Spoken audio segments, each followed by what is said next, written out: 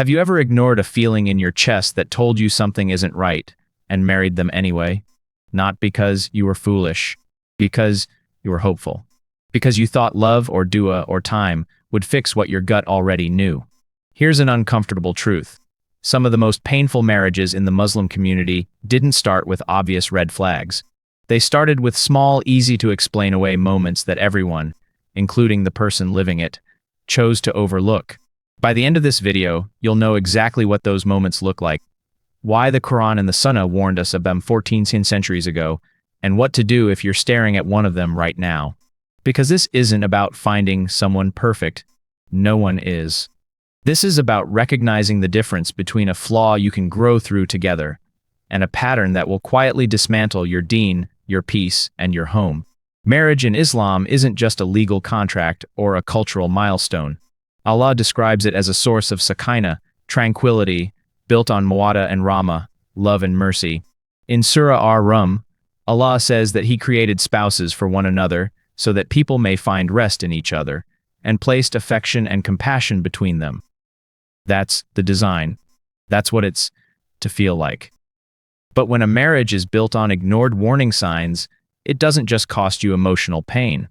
It can cost you your prayers, your patience, your relationship with your own parents, your financial stability, and in some cases, your closeness to Allah altogether.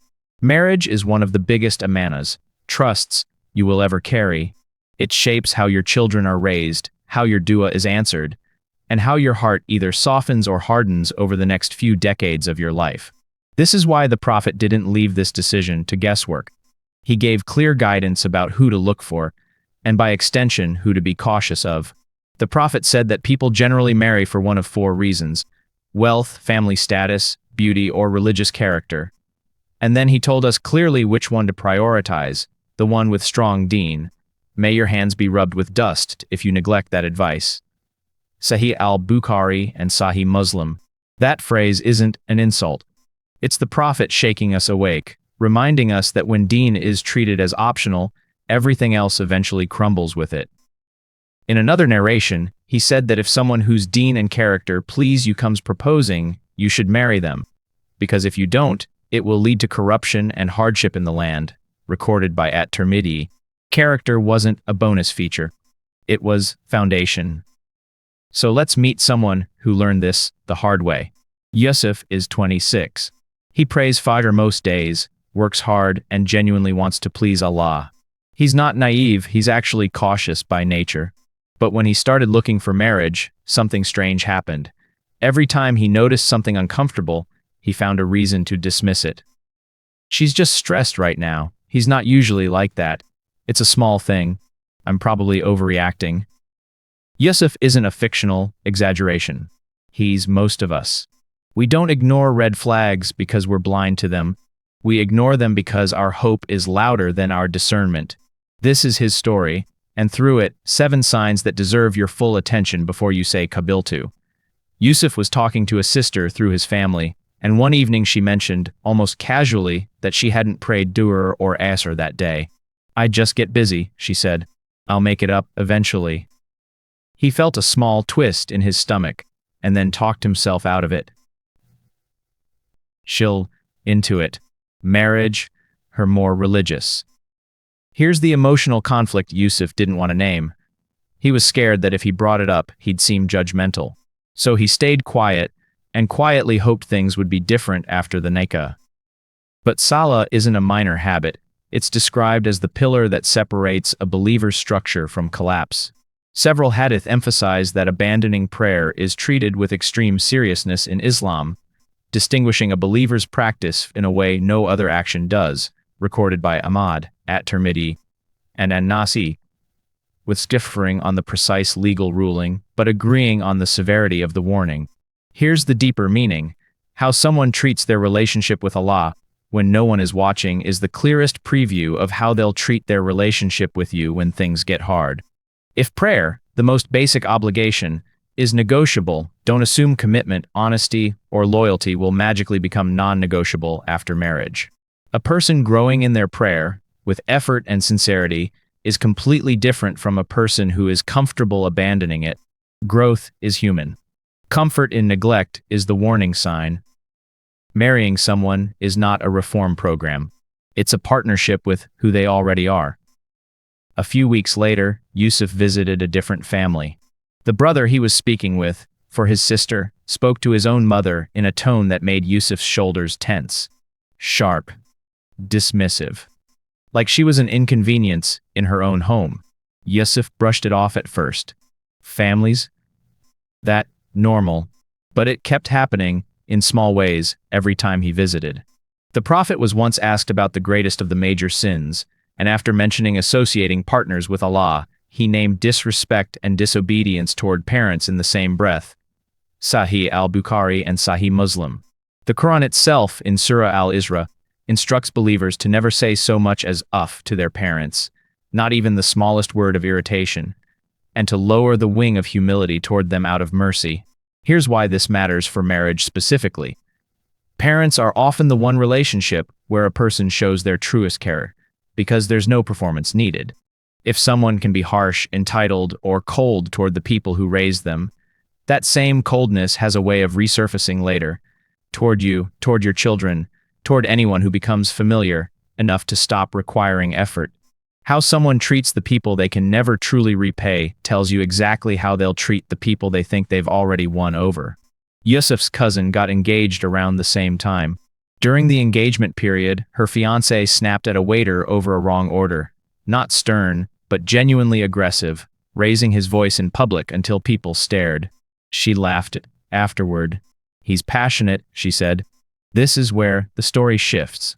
Because passion and volatility are not the same thing, and confusing them is one of the most common and costly mistakes people make before marriage. The Prophet gave one of the clearest definitions of strength in Islam when he said that true strength isn't in overpowering others physically, but in controlling yourself when you're angry. Sahih al-Bukhari and Sahih Muslim. He also repeated to a man who asked for advice, one instruction 3 times, do not become angry. Sahih al-Bukhari. Emotional conflict here is subtle. It often shows up as fear disguised as loyalty. You don't want to betray someone by judging them during a bad moment. But a pattern of uncontrolled anger isn't a bad moment.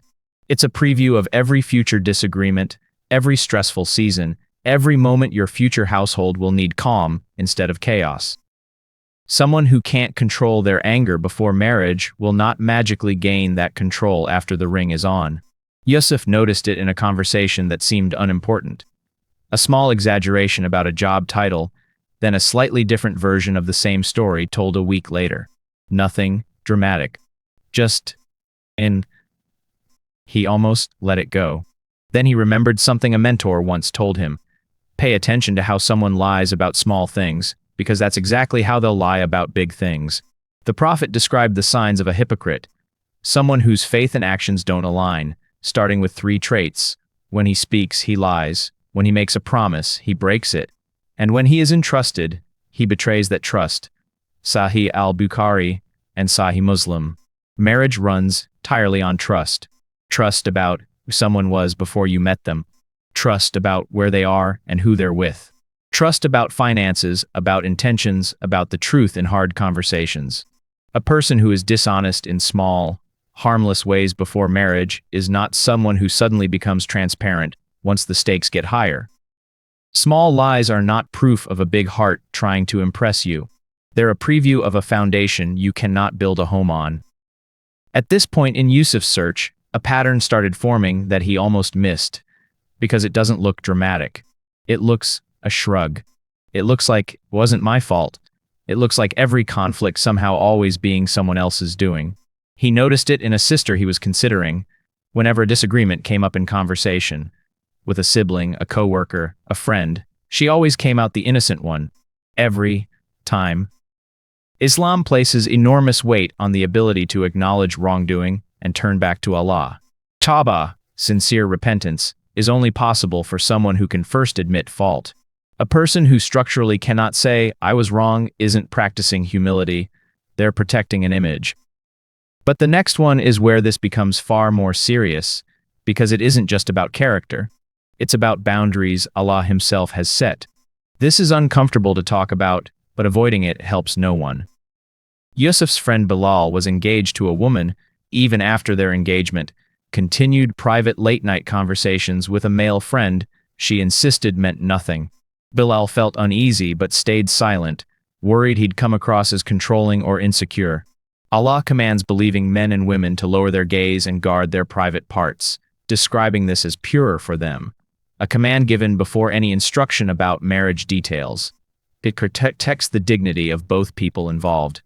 Surah An-Nur 24:30-31.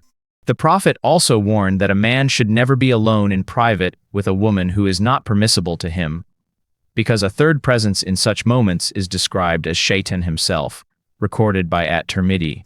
His isn't about suspicion or control. It's about recognizing that someone who is casual about these boundaries before marriage, who treats haya as old-fashioned rather than protective, is showing you exactly how seriously they take limits that will matter enormously once trust, loyalty, and a shared home are on the line. Boundaries before marriage are not paranoia. They're a preview of protection after marriage. This is the one Yusuf almost missed in himself.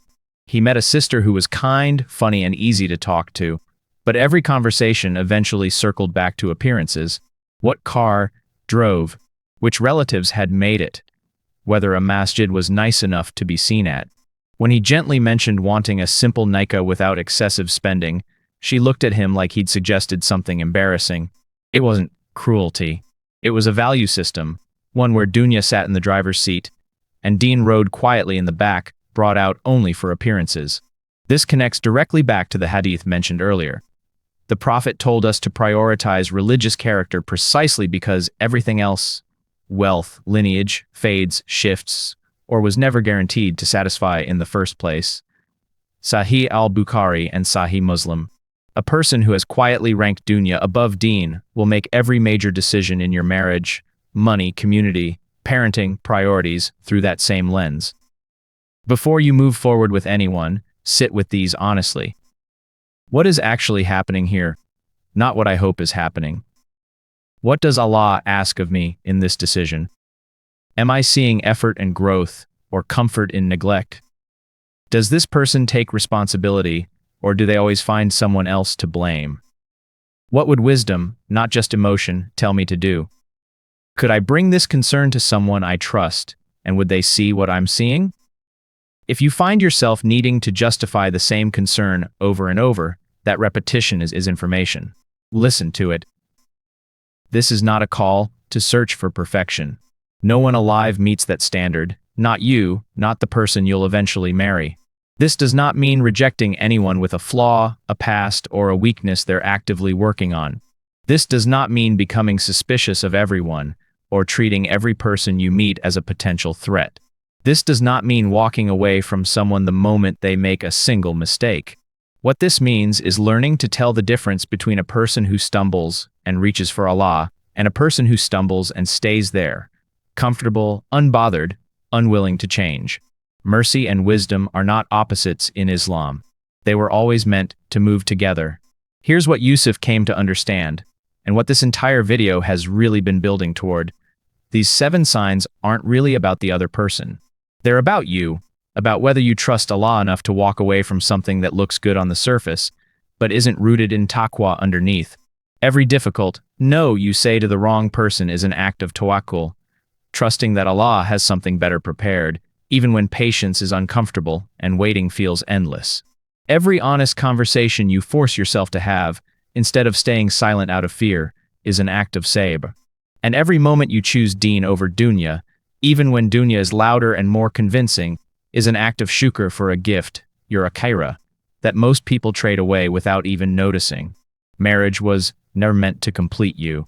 It was meant to support the two of you as you both walk toward Allah. And that only works if the foundation is honest from the very beginning.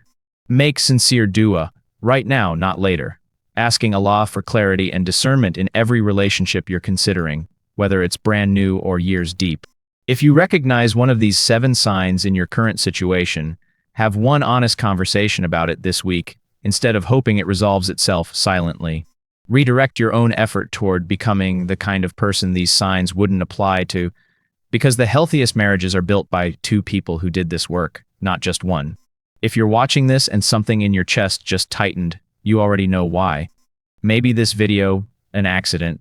Maybe this is the moment to finally ask Allah for the courage to see clearly, instead of hoping things quietly work out. You deserve a marriage built on sakina, not one built on things you had to convince yourself to ignore.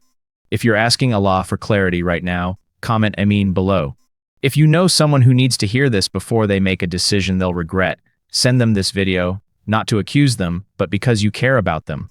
And if you want more reminders grounded honestly in Qur'an and Sunnah, subscribe. This is exactly the kind of conversation we'll keep having here. May Allah guide all of us to what is best for our deen, our hearts, and our homes.